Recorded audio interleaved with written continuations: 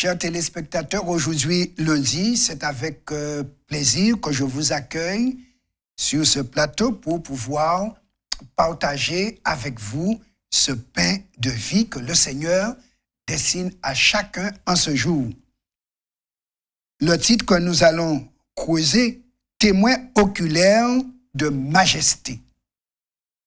Mais avant d'aller plus loin, nous allons prier pour que le Seigneur nous conduise dans l'analyse du texte sacré. Oui, notre Père, notre Dieu, nous sommes contents, notre cœur déborde de joie de t'avoir connu et surtout de ce que tu nous invites à nous présenter à ta table, tout comme les apôtres, pour rompre le pain de vie, ce pain spirituel ô combien nécessaire à notre croissance dans la connaissance de Jésus. Nous te demandons de nous guider par ton Esprit Saint, lui qui est chargé de nous conduire dans toute la vérité. Donne-nous d'être sensibles à sa voix, attentifs à ce qu'il dit et disposés à appliquer les recommandations pour que, comme ceux qui ont connu Jésus, nous soyons forts et inébranlables. Bénis chacun, nous prions au nom de Jésus et pour la gloire de notre Père. Amen. Dans 2 Pierre, chapitre 1er, versets 16 à 18, l'apôtre Pierre nous dit ceci. Ce n'est pas en effet en suivant des fables habilement conçues que nous vous avons fait connaître la puissance et l'avènement de notre Seigneur Jésus-Christ. Mais c'est comme ayant vu sa majesté de nos propres yeux, car il a reçu de Dieu le Père honneur et gloire, quand la gloire magnifique lui fit entendre une voix qui disait « Celui-ci est mon fils bien-aimé, en qui j'ai mis toute mon affection. » Et nous avons entendu cette voix venant du ciel lorsque nous étions avec lui sur la sainte montagne.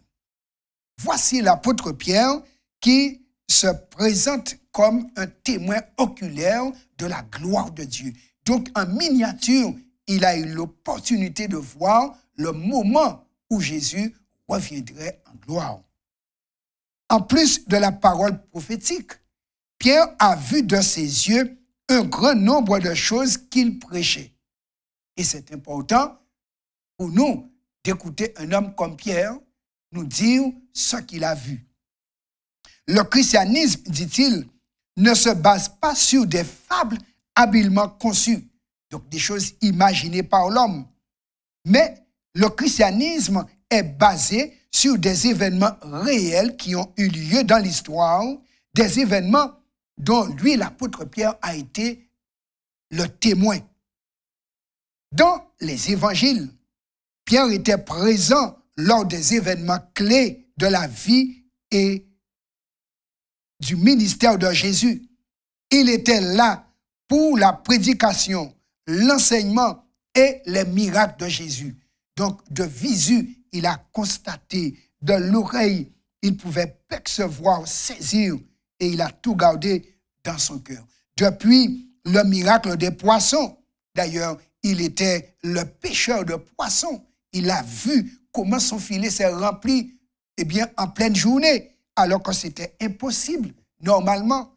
Il a été témoin de cela, jusqu'à ce qu'il rencontre Jésus en Galilée après sa résurrection, car effectivement, il a rencontré le ressuscité. Il a marché avec le Jésus qui a souffert et finalement, il a dialogué personnellement avec le Jésus glorifié. Pierre, donc, fut un témoin oculaire de bien des événements. C'est avec certitude et conviction qu'il pouvait dire effectivement, nous tenons pour d'autant plus certaine la parole prophétique à laquelle vous faites bien de prêter attention, comme une lampe qui brille dans un lieu obscur.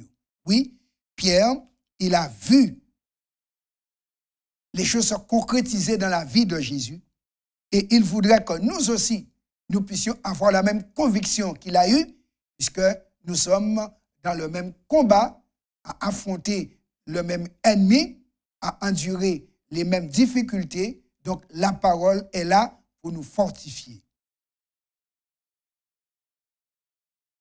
Dans 2 Pierre 1er, versets 17 et 18. Sur quel événement dont il avait été témoin personnellement, Pierre se focalise-t-il et quelle était la signification particulière de cet événement? Nous lisons le texte à nouveau. Quand il a reçu de Dieu le Père honneur et gloire, quand la gloire magnifique lui fit entendre une voix qui disait « Celui-ci est mon Fils bien-aimé, en qui j'ai mis toute mon affection. » Et nous tenons pour d'autant plus certaine la parole prophétique à laquelle vous faites bien de prêter attention, comme à une lampe qui brille dans un lieu obscur jusqu'à ce que le jour vienne apparaître et que l'étoile du matin se lève dans vos cœurs. Donc, l'événement dont Pierre a été le témoin et qu'il a marqué, c'était la glorification de Jésus, le moment où il a été transfiguré. Donc, il a vu Jésus tel qu'il était avant de venir sur cette terre, car il a été glorifié. Et l'apôtre nous dit que cet événement était en quelque sorte le sceau que Dieu le Père avait donné pour dire que ce Jésus, ce simple homme qui était parmi eux, était son Fils. Donc quelqu'un qui partage sa gloire.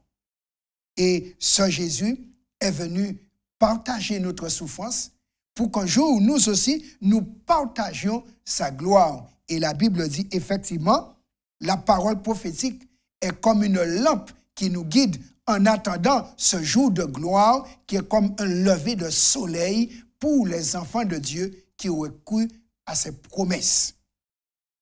Pierre donc met l'accent sur un événement particulier, la transfiguration de Jésus. Oui, j'ai eu l'occasion personnellement d'aller dans le territoire où a eu lieu cet événement. J'ai pu voir la montagne au loin.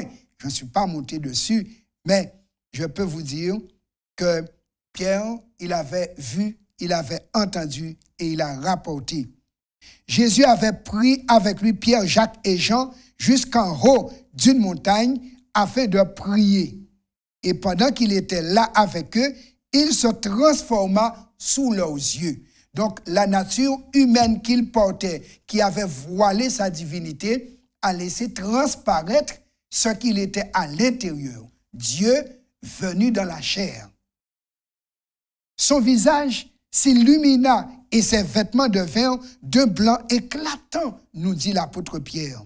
Il fut rejoint par Moïse et Élie, et une voix venue du ciel proclama « Celui-ci est mon Fils bien-aimé, c'est en lui que j'ai pris plaisir. » Donc, Moïse et Élie étant déjà dans la gloire, par anticipation, ils ont été emmenés au ciel en vertu de la rançon que Jésus devait verser. Dieu le Père envoie ces deux hommes encourager Jésus à aller jusqu'au bout de la mission, donc à verser la rançon. Et c'est pourquoi la gloire va se retirer, Moïse et Élie vont disparaître et Jésus redevient le simple homme qu'il avait été depuis sa naissance, et c'était environ une quinzaine de jours avant la croix. Pierre avait vu beaucoup de choses. Et ceci pendant les moments passés avec Jésus. Mais cet incident sort du lot et on le comprend. Jusque-là, il avait vu miracle de pain, des gens marcher, aveugles voyants, boiteux sautant. Mais quant à voir Jésus tel qu'il est dans la gloire, là, c'est quelque chose de hors du commun. Il révèle que Jésus est le Fils de Dieu. Ce qui veut dire qu'il est de la même nature que Dieu. Que son temps sur la terre s'était déroulé selon le plan de Dieu et qu'il avait une relation très spéciale avec le Père, car le Père a dit « c'est mon Fils ». Donc, il est parmi vous, vous ressemblant, mais il est de la même nature que moi. Et la transfiguration était pour tester le fait que, ou attester le fait que Jésus est bien de la même nature que Dieu le Père. Même avec tout ce que Pierre avait vu ou verrait, cet événement qui comprenait cette voix venue du ciel, c'est pourtant le seul dont il parle dans sa lettre. Nous avons entendu ce témoignage et nous en rendons témoignage aussi. L'apôtre Pierre dit, nous savons qui est Jésus. Oui, alors pensez à l'événement ou aux événements qui ont fait forte impression sur votre vie spirituelle et sur votre foi. En quoi vous ont-ils influencé et qu'en signifie-t-il encore pour vous aujourd'hui? Pourquoi ont-ils eu un tel impact sur vous? Puisque moi, quand j'ai entendu l'Évangile, j'y ai cru et pour cela, j'ai concrétisé ma croyance en entrant dans l'eau du baptême. Et moi aussi, je peux dire que j'ai été témoin de quelque chose de particulier, puisque rentrant à la maison après mon baptême, je devais monter une colline pour rentrer à la maison. J'étais à pied, j'avais 15 ans à l'époque, et je peux vous dire, le Saint-Esprit m'a pris et m'a fait monter la colline sans que mes pieds touchent à terre. Je l'ai vu et j'en témoigne. C'était quelque chose de particulier, d'étrange même. Et j'ai compris que Dieu m'avait pris en main et que toute ma vie serait entre ses mains.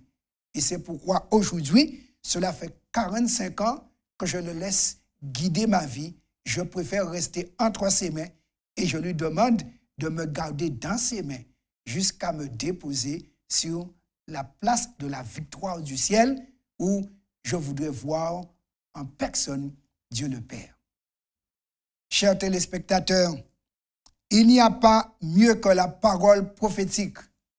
Dieu nous l'a confiée et Dieu voudrait que nous puissions y avoir confiance et mettre en pratique les éléments qui nous sont donnés.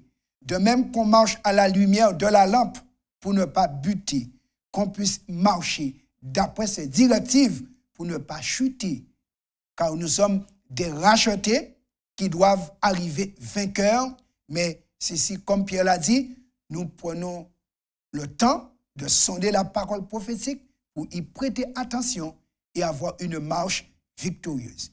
Puisse le Seigneur nous aider tous à garder cette parole prophétique et que cette petite lumière nous conduise à la grande lumière le jour où Jésus va manifester sa gloire aux yeux de tous les élus pour nous introduire dans la lumière éternelle de Dieu le Père.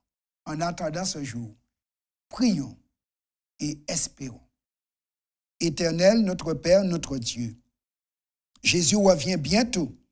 Tu nous as donné la parole prophétique pour garder nos cœurs vivants, notre esprit en éveil, notre foi ferme. Donne-nous, Seigneur, de suivre les directives données pour que les tentations et pièges de l'ennemi ne puissent nous défier, mais que nous puissions triompher. Garde notre main dans la tienne, toi le Tout-Puissant, et comme Jésus l'a dit, personne ne pourra nous ravir de ta main. Que nous puissions, tout comme les apôtres, les disciples, arriver jusqu'au bout, peu importe la longueur du chemin, les embûches, mais avec toi, nous partons en vainqueur et pour vaincre. Honore ton nom dans nos vies, nous prions au nom de Jésus et pour ta gloire. Amen.